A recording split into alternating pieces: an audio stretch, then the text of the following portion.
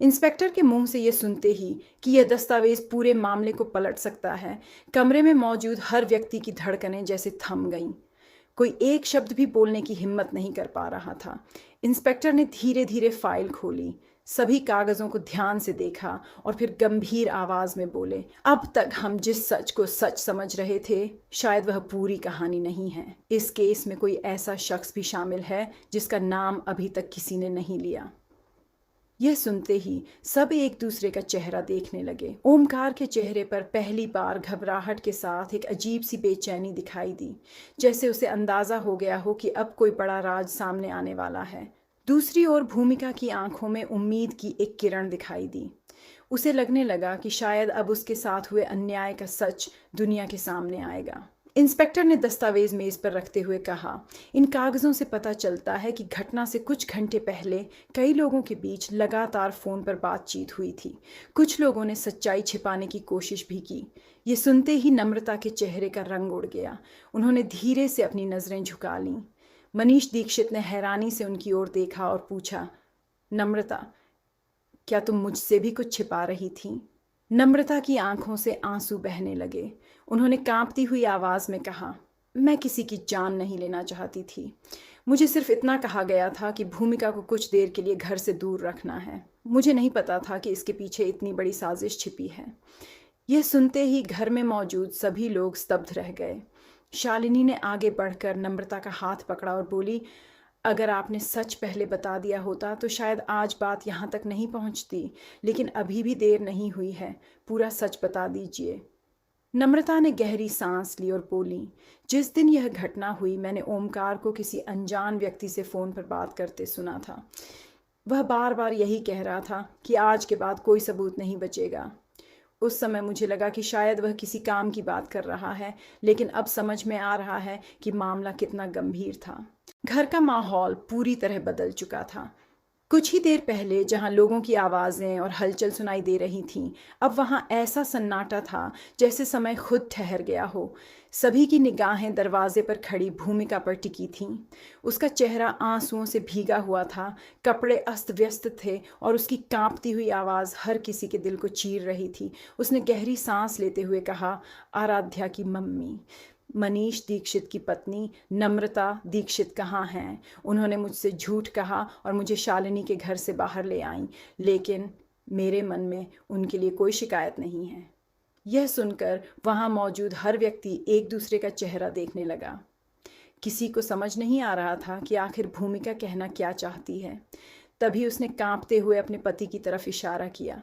उसकी आंखों में दर्द, गुस्सा और टूटा हुआ विश्वास साफ दिखाई दे रहा था। उसने भारी आवाज में कहा, मेरी शिकायत उनसे नहीं, मेरी शिकायत अपने पति से है। जिस इंसान का हाथ पकड़कर मैंने पूरी जिंदगी साथ निभाने की कसम खाई थी, उसी इंसान ने मेरा भरोसा तोड़ दिया। जिस पति को मैंने अपना सबसे बड़ा सहारा समझा, उसी ने मुझे मौत के मुंह में अकेला छोड़ दिया। ये सुनते ही पूरे घर में सनसनी फैल गई। किसी को अपने कानों पर यकीन नहीं हो रहा था। ओमकार का चेहरा अचानक उतर गया, लेकिन वह अब भी खुद को बेगुनाह साबित करने की कोशिश कर रहा था। दूसरी तरफ भूमिका की आंखों से लगातार आंसू बह रहे थे। उसने कहा, मैंने कभी सपने में भी नहीं सोचा था कि मेरी जिंदगी का सबसे बड़ा दुश्मन कोई और नहीं बल्कि मेरा अपना पति निकलेगा। अब मेरे अंदर जीने की ताकत नहीं बची। हर पल मुझे यही लगता है कि मेरा भरोसा, मेरे रिश्ते और मेरे सारे सपने एक ही पल में ख़त्म हो गए। ये सुनते ही शालिनी दौड़कर भूमिका के पास आई। उसने उसे संभाला, उसके आंसू पोंछे और मजबूती से उसका हाथ पकड़ लिया। उसने कहा, भाभी, अब रोने से कुछ नहीं होगा। जिसने आपके साथ इतना बड़ा विश्वासघात किया है, उसे उसके किए की सज़ा ज़रूर मिलेगी, लेकिन यह सज़ा कानून देगा ताकि सच हमेशा के लिए सबके सामने आ सके। तभी घर के कुछ लोग गुस्से में ओमकार की तरफ बढ़े, लेकिन शालिनी ने सबको रोक दिया। उसने ऊंची आवाज़ में कहा, आज कोई गुस्से में कोई गलत कदम नहीं उठाएगा। अगर हमने भी कानून अपने हाथ में लिया तो सच और झूठ का फ़र्क मिट जाएगा। हमें सबूतों के साथ लड़ना होगा ताकि अपराधी बच न सके। उसकी यह बात सुनकर पूरा माहौल बदल गया। पहली बार डर की जगह हिम्मत दिखाई देने लगी। शालिनी ने भूमिका की तरफ देखते हुए कहा, आज आपको अपने लिए खड़ा होना होगा। अब आंसू नहीं, सच बोलेगा। अब डर नहीं, हिम्मत जीतेगी। भूमिका ने कांपते हुए सिर हिलाया। उसकी आंखों में दर्द अभी भी था, लेकिन अब उनमें एक नई चमक भी दिखाई दे रही थी। उसी समय बाहर अचानक पुलिस की गाड़ियों की आवाज़ सुनाई दी। पूरे घर में फिर से हलचल मच गई। सबकी सांसें थम गईं। आखिर पुलिस यहाँ क्यों आई थी? क्या किसी ने पहले ही शिकायत दर्ज करा दी थी? क्या ओमकार के खिलाफ ऐसे सबूत मिल चुके थे जिनसे वह बच नहीं पाएगा? या फिर इस मामले में कोई ऐसा नया राज सामने आने वाला था जो दीक्षित परिवार की पूरी सच्चाई दुनिया के सामने खोल देगा? इन सभी सवालों का जवाब कहानी के अगले भाग में मिलेगा, जहां एक ऐसा खुलासा होगा जो हर रिश्ते की असली सच्चाई सामने ला देगा। पुलिस की गाड़ियों की आवाज़ सुनते ही पूरे दीक्षित परिवार में हड़कंप मच गया। जो लोग कुछ देर पहले तक ऊंची आवाज़ में बहस कर रहे थे, वे अब एकदम खामोश हो गए। हर किसी की नज़र मुख्य दरवाजे पर टिक गई। अगले ही पल इंस्पेक्टर अपनी टीम के साथ घर के अंदर दाखिल हुए। उनके चेहरे पर सख्ती साफ दिखाई दे रही थी। उन्होंने चारों तरफ देखा और गंभीर आवाज़ में कहा, इस घर में जो कुछ हुआ है उसकी पूरी सच्चाई आज सामने आएगी। कोई भी व्यक्ति घर से बाहर नहीं जाएगा। यह सुनते ही ओमकार दीक्षित के चेहरे का रंग उड़ गया। उसने खुद को संभालते हुए कहा, इंस्पेक्टर साहब, आपको कोई गलत फहमी हुई है। मेरे खिलाफ जो भी आरोप लगाए जा रहे हैं वे पूरी तरह झूठे हैं। लेकिन इंस्पेक्टर ने उसकी बात बीच में ही रोक दी और बोले, सच और झूठ का फैसला अब सबूत करेंगे, आपकी बातें ना नहीं। यह सुनकर पूरे घर में फिर से सन्नाटा छा गया।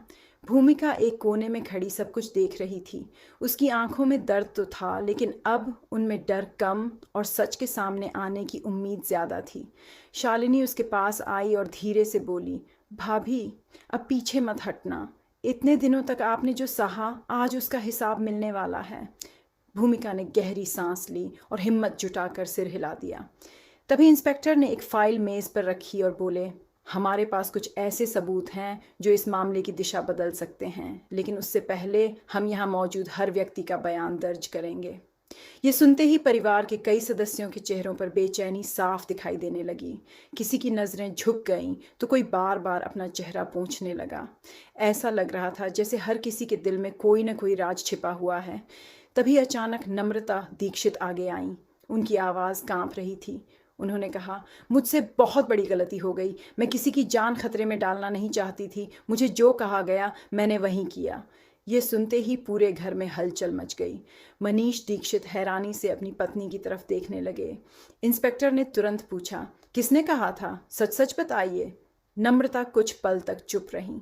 उनके माथे पर पसीना था और आंखों में डर साफ दिखाई दे रहा था। तभी उन्होंने कांपती हुई उंगली ओमकार की तरफ उठा दी। पूरा कमरा जैसे एक पल के लिए थम गया। ओमकार गुस्से में चिल्लाया, ये झूठ बोल रही है, मुझे फंसाया जा रहा है।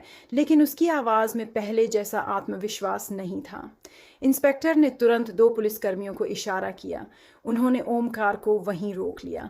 इसी बीच एक कांस्टेबल तेज़ी से अंदर आया और इंस्पेक्टर के कान में कुछ कहा। यह सुनते ही इंस्पेक्टर का चेहरा और गंभीर हो गया। उन्होंने सबकी तरफ देखते हुए कहा, हमें इस मामले से जुड़ा एक नया सबूत मिला है। अगर यह सबूत सही निकला तो सिर्फ हत्या की कोशिश ही नहीं, बल्कि कई पुराने राज भी खुल जाएंगे। ये सुनते ही सभी के दिल की धड़कनें तेज हो गईं। भूमिका भी हैरानी से इंस्पेक्टर की तरफ देखने लगी। उसे समझ नहीं आ रहा था कि आखिर ऐसा कौन सा सबूत मिला है जो पूरे परिवार की तस्वीर बदल सकता है। तभी इंस्पेक्टर ने कांस्टेबल से वह सीलबंद लिफाफा मंगवाया। जैसे ही लिफाफा मेज़ पर रखा गया, कमरे में मौजूद हर व्यक्ति की सांसें थम गईं। आखिर उस लिफाफे में ऐसा क्या था? क्या उसमें ओमकार के खिलाफ पक्के सबूत थे, या फिर कोई ऐसा सच छिपा था जो अब तक किसी ने सोचा भी नहीं था? इंस्पेक्टर ने धीरे धीरे लिफाफा खोलना शुरू किया और उसी पल हर किसी की नज़र उनके हाथों पर टिक गई। लेकिन जैसे ही कागज़ बाहर निकला, इंस्पेक्टर का चेहरा अचानक बदल गया। उन्होंने हैरानी से उस दस्तावेज़ को देखा और कहा, यह तो पूरे मामले को ही पलट देगा। आखिर उस कागज़ में क्या लिखा था, इसका खुलासा होगा कहानी के अगले भाग में।